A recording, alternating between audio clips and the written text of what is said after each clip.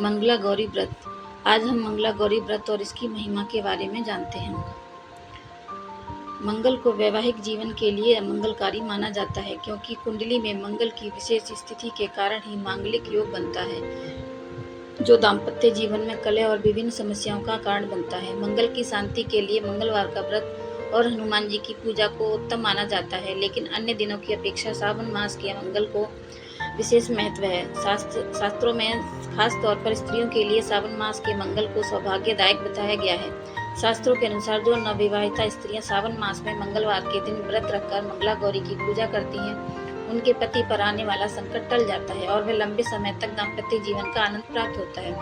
आज यही शुभ व्रत है। इस व्रत के दोष से शांति कर सकते हैं और दाम्पत्य जीवन को खुशहाल बना सकते हैं। मंगला गौरी व्रत कथा।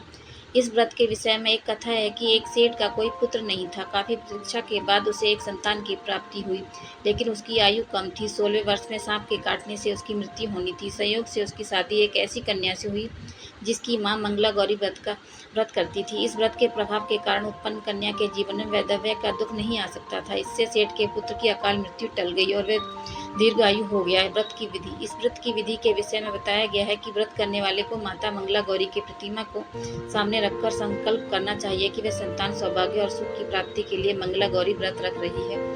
व्रती को एक आटे का दीपक बनाकर उसमें 16 बत्तियां जलानी चाहिए। इसके बाद 16 लड्डू, 16 फल, 16 पान, 16 लौंग और इलायची के सुहाग की सामग्री माता के सामने रखकर उनकी पूजा करें। पूजा के बाद लड्डू सासू माँ को दे दें और शेष सामग्री किसी ब्राह्मण को।